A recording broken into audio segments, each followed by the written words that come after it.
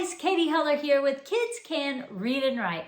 Today I want to talk to you about some ways that, well, you can help get kids who maybe aren't that interested in learning letters and sounds interested. Let's say you've got a child in kindergarten or maybe even pre-K who just is really struggling to learn their letters and sounds. And now they don't want any part of it. They don't want to play letter games with you. They don't want to practice sounds with you. They don't want any part of it. And why? Because it's making them feel bad. They don't know what they're doing. They can't remember the jumble of letters that you keep telling them or the sounds their teacher's telling them about. They can't keep it all straight. It just makes them feel so confused.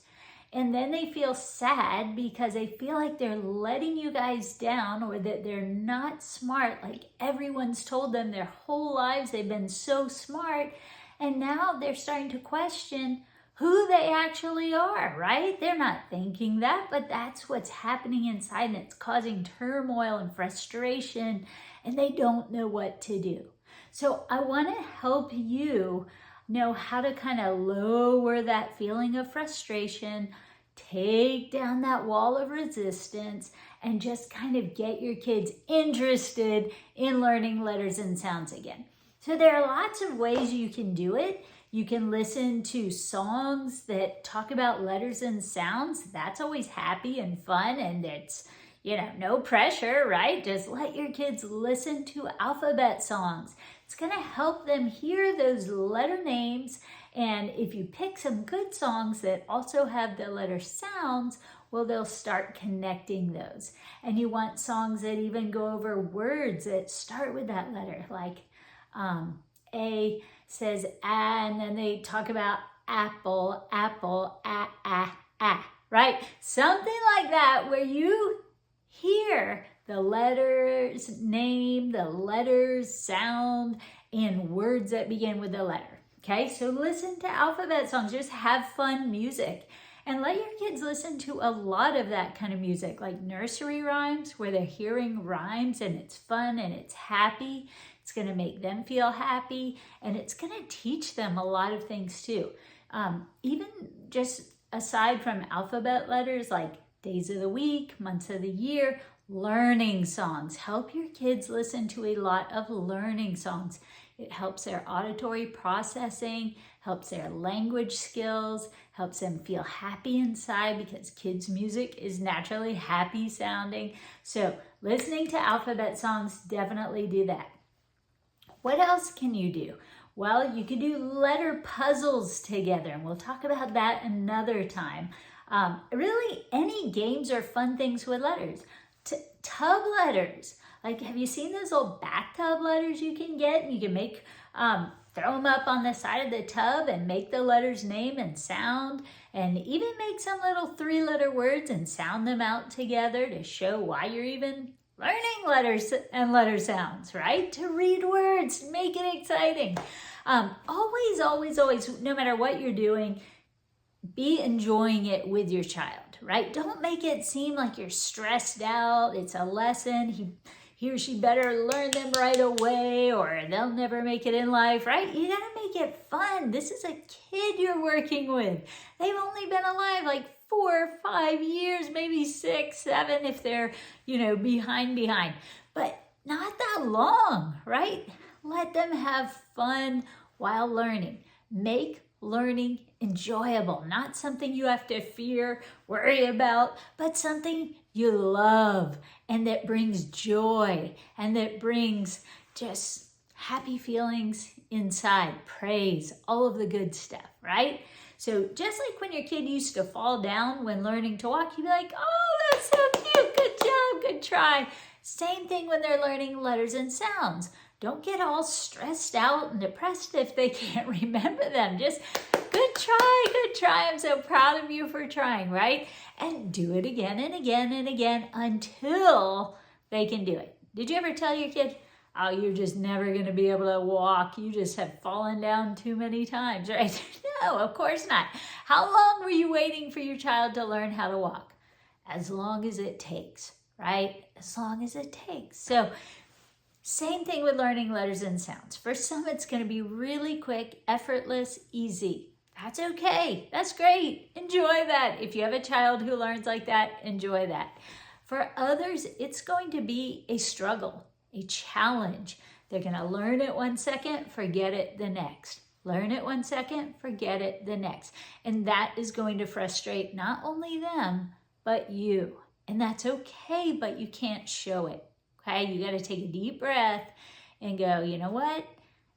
They're going to get it at some point. I'm just going to stay calm, make it fun. They're going to get it a lot sooner if I'm not stressed out and stressing them out. So keep your calm. So that's a big part of it. So what else can you do? Any apps that deal with letters and sounds, toys that use letters and sounds, refrigerator magnets, stick them on your refrigerator, point to them, play letter games, play little card games with letters. Look for every letter sound thing you can do. But today, I just want to talk to you about how to read books with your kids about the letters. So let's say they're just super resistant and they just don't want to do any of the other activities because they just hate letters and sounds right now. Well, work in reading alphabet books to your kids before they go to bed, when they need a snuggle with you, when you're just chilling out, whatever. One of my favorites and one of the kids' favorites is Chicka Chicka Boom Boom. It has all the letters in it, and notice it has lowercase letters. I really like that because these are the letters that are in most of the words your kids are going to need to read, right? We put a capital at the beginning of sentences and at the beginning of proper nouns, but other than that, we're using those lowercase letters pretty much. So that's really important that they know these. So how do you read an alphabet book with your kids? Well, you could just read it. You could just open it. A told B and B told C, I'll meet you at the top of the coconut tree. That's okay, but they're not learning that much when you read it that way. To make it better, try this. A told B and B told C, I'll meet you at the top of the coconut tree. Do you see the coconuts? Look at those coconuts up there. Have you ever seen a coconut tree before? Would you run up the coconut tree with A, B, and C? Talk to them about the pictures and turn the page. Whee, said D to E, F, G. I'll beat you to the top of the coconut tree. Look at the coconuts there. 1, 2, 3 now. Chicka, chicka, boom, boom. Will there be enough room? Here comes H up the coconut tree. Now notice how I'm pointing. What does that do for kids? It's helping them see that this is a D, that this is an E, that this is an F, that this is a G, that this is an H, and that this is a coconut tree. It's also showing them that up is this way. So just by using your fingers as you read this book, you increase your child's learning and you make it more fun. Because remember, if I'm just looking at it like this and I go, and I and J and tag along K, all on their way up the coconut tree. If your child doesn't know what you're saying, if they don't know all of those words, if they don't know what I is and J is and K is and a coconut tree, like that just sounds like blah, blah, blah, blah, blah, blah, blah, blah, blah. So you have to help young ones understand what you are saying. Just like if you were in a foreign land around people speaking a foreign language and you could hear them speak and they look happy, so you look happy, that doesn't mean you understand a word they're saying, right? You need them to show you. And I and J and tag along K, all on their way up the coconut tree. How many coconuts now? 1, 2, 3, right? Now we're counting too. So when you read books, it's not just about looking at the words and saying them. Especially with alphabet books, you want to make sure you're helping your child get that vocabulary. Point as you say the letter's name. L, M, N, O, P. If you just go, L-M-N-O-P, what did they hear? L-M-N-O-P. They didn't hear L-M-N-O-P. So you have to be careful and you have to think about what your child's getting when you read to them. So that's one of my favorites. And that's how I would read Chicka Chicka Boom Boom to my kids. I would point to the letters when I say them.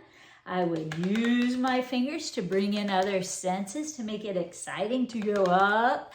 I would invite them to choral read with me, meaning to say, up the coconut tree, right? I would invite conversation and look at them, right? These are things that kids love. Kids love being with you. They love learning when it's not hard and when it's not threatening. So help them be good learners by showing them what you are saying. They haven't been learning English that long. They might need some help. And if you have, really gifted kids who pick up everything really easily, well, bless you and be happy about that. But a lot of kids struggle. They struggle because they can't understand what you're saying sometimes, or they can't see that clearly sometimes, or it takes a minute for it all to just kind of work together.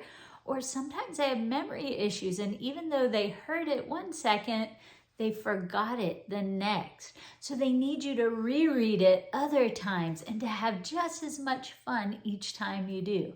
And then let them play with the book and play around and pretend read it however they might like to, or just to look at the pictures and enjoy.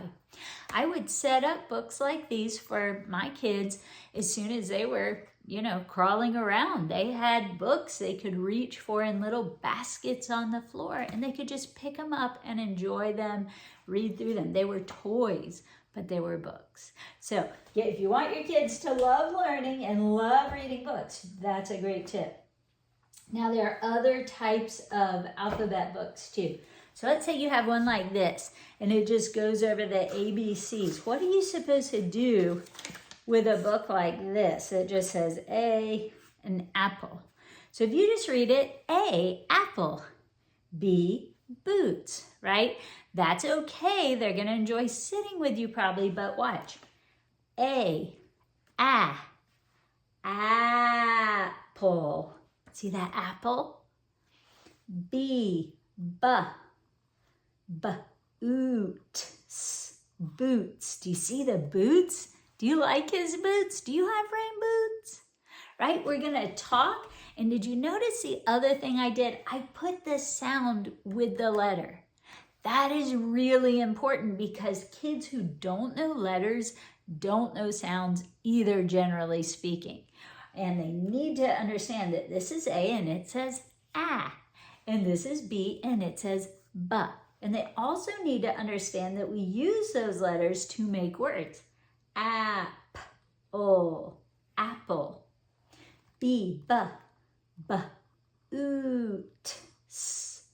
Boots, right? So if you help your kids see, oh, this is C, K. It stands for camera. Look at that old camera. That doesn't look like the cameras we have now. But did you know that a long time ago, this was how they took pictures? Can you imagine putting a big blanket over your head and taking a picture that way? Isn't that funny? Now we have little phones with cameras and it's amazing, right? So books are a chance to not just say what's on here, but to explain things to your kids, to get them excited about the world, to help them see things maybe they've never seen before. Maybe you don't live near a pond and they've never seen a duck. Well, here's your chance to say D, duh. for duck. Have you ever seen a duck? Do you know what a duck says? Quack, quack, quack, quack. Right, kids love to have fun with you, to talk with you, to experience things. Maybe one day we could plan an adventure to a pond and feed a duck like he is, right? So these are things, these are ways that you can get your kids excited about learning letters and sounds. You just make it fun. You're telling the information. Notice I didn't say, what letter is this? What word is this, right? We're not doing a pop quiz. We're having fun together. I'm going to read it the same way that when my kids were little, I would tell them, oh, look at that zebra at the zoo. I didn't quiz them. What animal is that? What is that? What is that? I just presented them with the opportunity to learn about all sorts of things. And they would learn maybe a couple one day and maybe a couple more another day. But it was for fun. And the more exposure your kids get, the sooner they're going to learn things. So you want to expose them to lots of different things. Letters and sounds, go over them in lots of different ways. But don't just do the letter and the sound, make it meaningful. Talk about this picture. Do you like fried eggs or do you like scrambled better? Or maybe you like a different kind of egg. You know, do you like poached eggs? What kind of egg is your favorite? Now they're going to have something that they thought about when they saw this. It's going to help put this information in their head better. And when you read it, egg, egg. Look, see the egg? Do you know what the yellow part is called? That's a yolk, right? Like, talk to your kids and just help conversations come up, because the more emotional it becomes, the easier it is to remember. So that's another kind of alphabet book. And of course, we have really fun ones. I have a lift the flap one here. And that's always fun for kids when they can participate. M is for monster. And M is for, let's see, what do you think it's going to be? Moon. Moon. Look, it's for moon. Do you hear that? Monster. Here's a monster. It looks like an alien to me. And here's a moon. Do you see how it starts with M? Moon. Moon. Right? Use the books for fun and also for learning. Talk about the pictures. What do you think he's doing with that map? Where's he going to go next? What would you do if you ran into that monster? What would you do if you flew up to the moon? Did you see a moon last night? Right? Make it exciting. Books are not just for M is for monster and M is for moon. Turn the page. N is for night and N is for nest, right? That's boring. Nobody wants to sit and do that. If you make it a chore to get through, that's not fun. Make it fun. Kids want to look at the details. They want to see what's going on. They're interested in learning if you let them be and if you make it fun and if you value that. Because kids end up valuing what you value. And kids end up learning a lot from how you behave. So if you're all stressed out about letters and sounds, well, do you think your kids are going to be? Stressed out. So don't be stressed out. Go back to having fun. Read alphabet books. Get a whole bunch of different ones. Go to the library. Check out a bunch of books. Have fun with them. See if your teacher maybe has some, or friends have old library books they know, have old alphabet books they no longer want that they can pass down to you if their kids are older. And just read all sorts of different books with your kids. There's so many wonderful books, and make it a learning experience, but one that your kids don't even know they're learning because you're just talking and having a good time. And don't forget to notice letters in real life when you're walking around too. If you see, a letter that starts with their name, point it out. Just have conversations about letters. point them out, talk about their sounds. Play that game where you go, oh, let's see how many B words we can think of. Bear. Can you think of any? Birthday. Do you know any? Belly button. You can poke them in the belly button, right? Just make it fun. If they can't think of any of their own yet, that's okay. You do it for them and make it fun. Just keep going. Can you think of one? Balloon, right? Whatever comes out, and help them start to learn to do that. And I used to sing a little song with my kindergarten students when we were learning a letter of the week.